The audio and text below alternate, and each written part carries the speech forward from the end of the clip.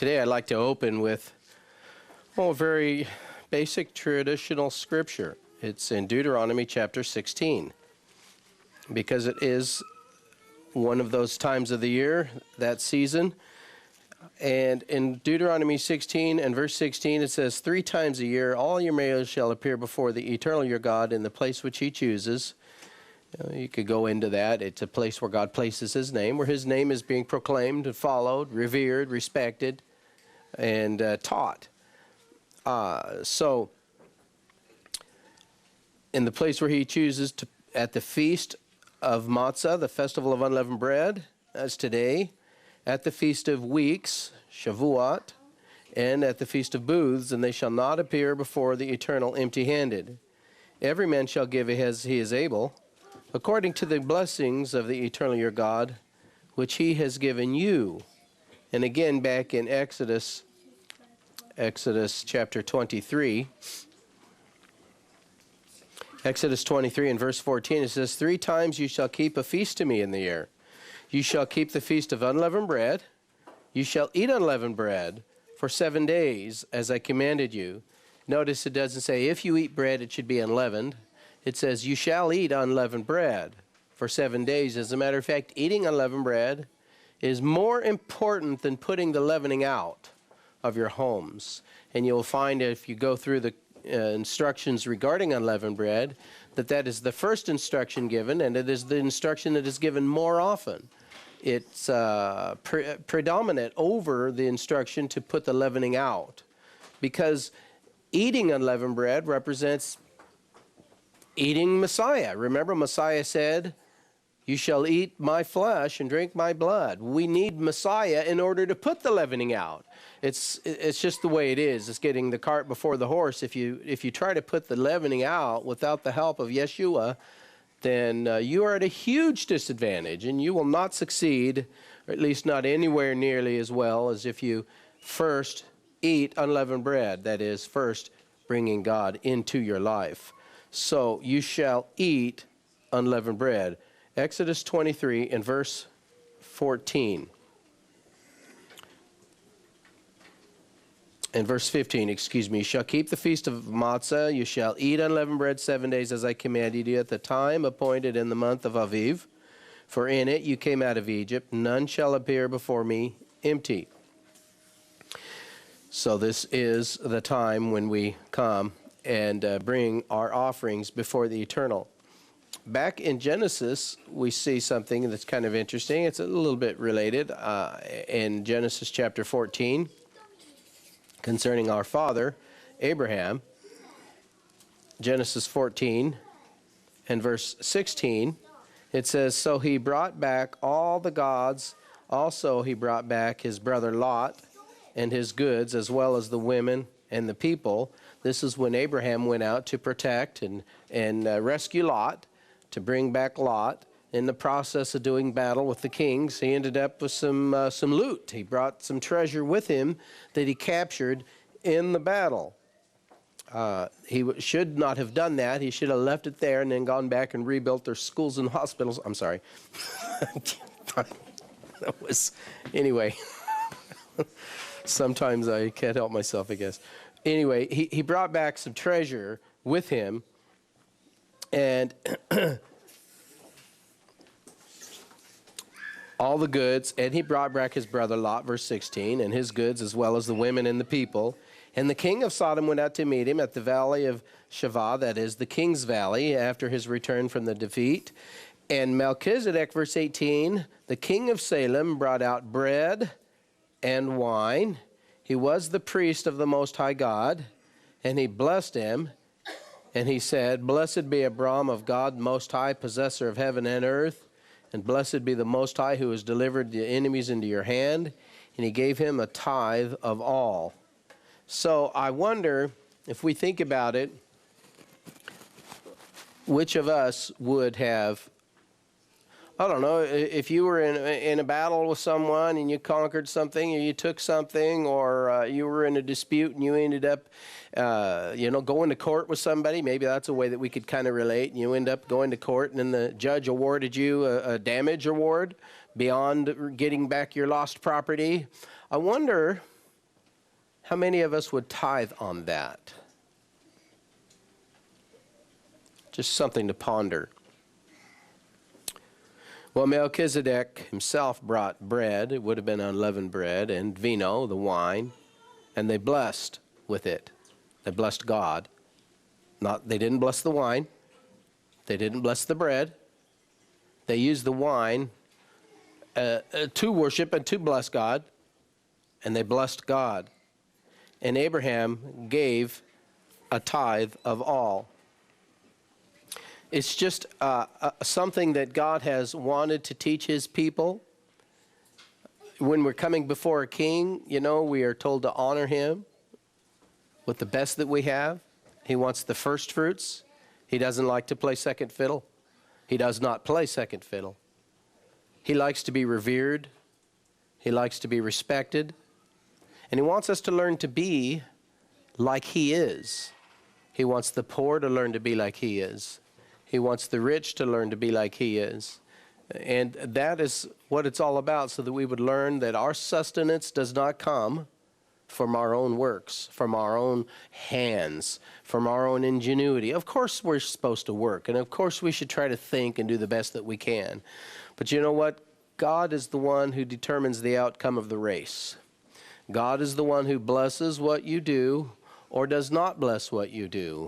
You can work and it can bring forth thistles and weeds, or you can work and it can be blessed abundantly, and you can have abundance. But it all starts with learning that God is first in our lives. And that's one of the things he wants to remind us during the Feast of Unleavened Bread, during the Festival of Matzah, at the Passover season, when we also take bread and wine and we bless the Most High. That if this is a time, it is a season to look to God and realize he is the one, blessed be he, and we will give to him an offering. It is what he has commanded. It is right and it is just. And no one should feel ashamed about saying, hey, you know, it's the offering day today. This is God's day, and this is what he says to do.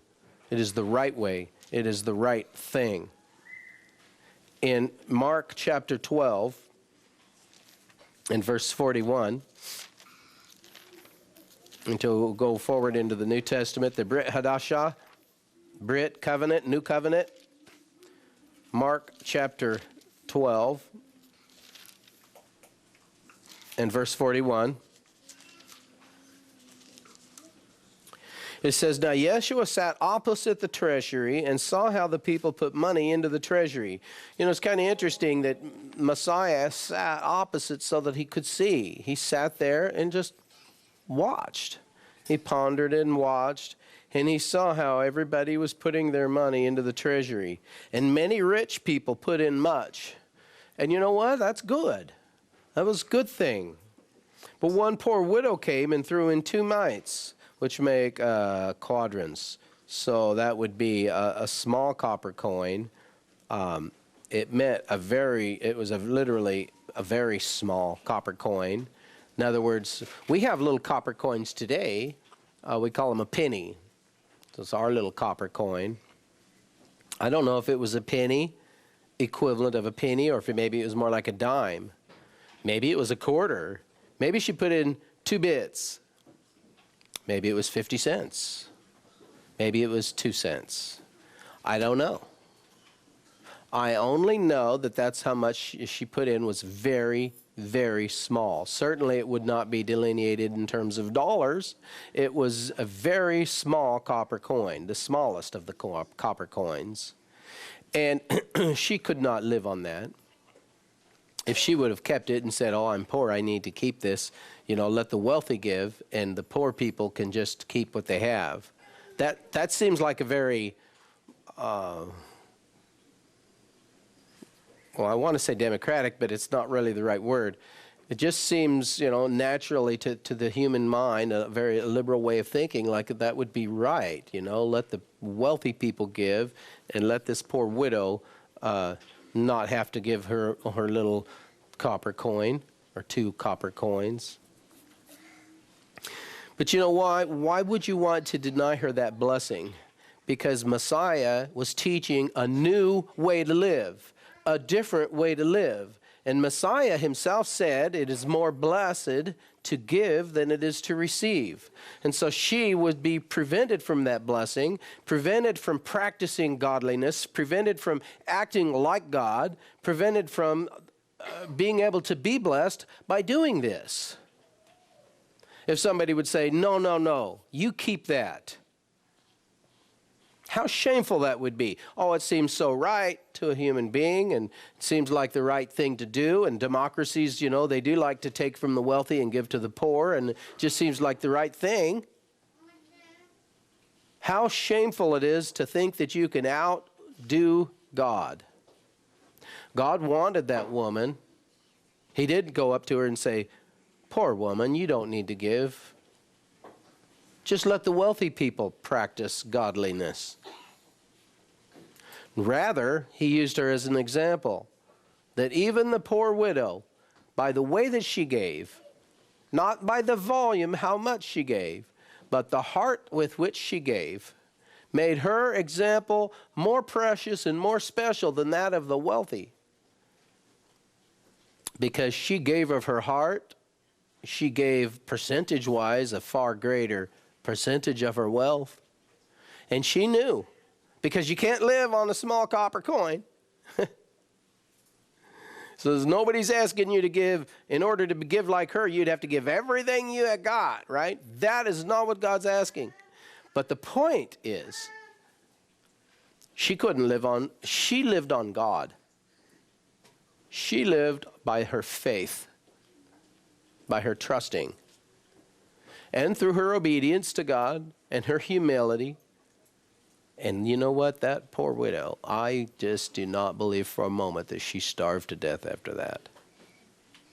I believe that God blessed her and provided for her all her days. And to this day she's provided for in the comfort of the eternal. It is more blessed to give. We are called to live a new way of life. There are books on how to get rich. They would not agree with this principle.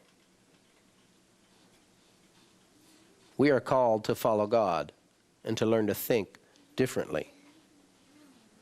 So Messiah used her example. I say to you, this widow has put in more than all those. Yes, and so it is remembered as a testimony. In 2 Corinthians chapter 9, 2 Corinthians chapter 9, we're reminded of something by the Apostle Paul. The Apostle Paul was a little frustrated dealing with the church of Corinth because they were a greedy church. They tried to keep all of their money for themselves. They wanted Paul to work and build tents and try to market them and sell them and do all that he did, but yet, of course, don't diminish your service to the church. That was the way that they were. They were a selfish, greedy church. And so Paul was saying, look, we have starving brethren. They're hungry Jews in Jerusalem. You know, they're the ones who started this and provided this and kind of got this going so that we could serve you, the Gentiles. And now we need to take a little bit and give back to them because there's some starving brethren in Jerusalem. And he wanted to bring a gift. And so he went to each of the churches and said, hey, you know, let's put together an offering and we'll take it to Jerusalem for your hungry brethren over there. And the church of Corinth said, oh yeah, okay, we'll do it. But then they didn't do it. And here, like, what was it, a year or two later, they still hadn't done it. They were just talking about it. And so then he comes back to them with a second letter and says, look, I'll send somebody. You guys send the money however you want. It doesn't even have to come into my hands. But those who sow bountifully, well, God will bless them and they will reap bountifully. So let's read the account in 2 Corinthians chapter 9 and verse 5.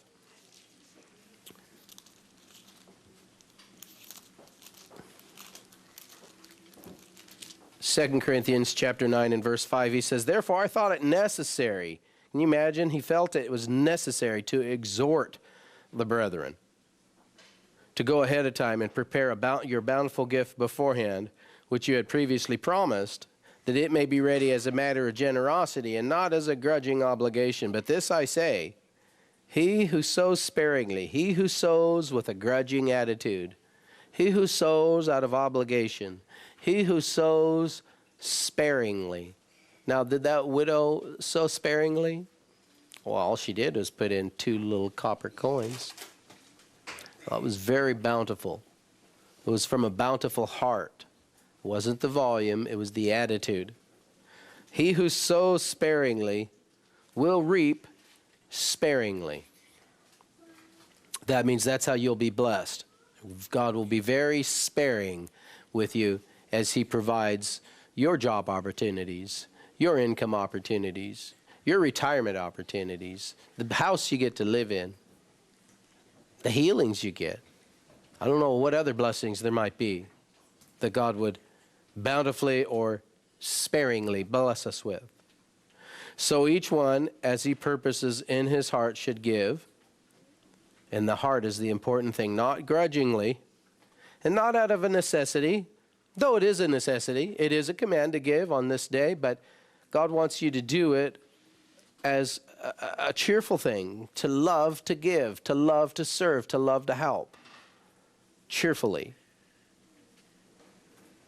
Because he goes on, verse 8, God is able to make all grace abound toward you, so that you always having all sufficiency in all things have an abundance for every good work. Well, now that's interesting. You would have an abundance so that you would have the ability to do a good work. An abundance for every good work. Not so that you would have abundance so that you could fill your extra barn up, but that you would have an abundance that God would provide. It's like water flows in, water flows out. Blessings, you want blessings to flow through you? Be a blessing to others. Be a blessing to others, and it will attract blessings to you, and then they will flow through you like water. But if you try to become a reservoir and keep them for yourself, the flow stops. It's counter to carnality. It's counter to the way the carnal mind wants to think about it. But God will bless you. And so abundant people that have abundance, like, well, you know, in the old days we would think of Carnegie, but now we think of Warren Buffett. What a generous man. And so he is so generous that God just makes him the richest man in the world, so that he has more to give. It is a law. You will reap what you sow. It's a statute. It's a judgment of God. God is able to make us grace abound towards us, so that we would always be sufficient in all things, and we would have an abundance so that we can do good works. As it is written, he has dispersed abroad and given to the poor. He has. I've been poor. I've been very, very poor. God always provided for me. He always has. Now may he who supplies seed to the sower, may he who supplies bread for food. You know, we're going to eat. We're going to have a nice meal after services today. Thank you for that, God. Thank you for the blessing of the food that we will partake of after the service today. We thank you for that. May he supply seed and bread and wine and abundance and fellowship and joy. And may he multiply the seed that each of us sow today as we give an offering, and increase the fruits of our righteousness, where we are enriched in everything because of our liberal giving, which causes thanksgiving through us. People can be thankful for things that we do. That is a godly thing. And it's all through God, because God is the one who institutes this system of giving. Praise Yah for your kindness and your wisdom in teaching us how to be like you. And so we have the offering box out today. Just remind you that it is the day to give, and it is a time to give through this whole feast all week long during the Festival of Matzah. 3 times in the year, you shall not appear empty before the eternal, your loving, giving God. Amen.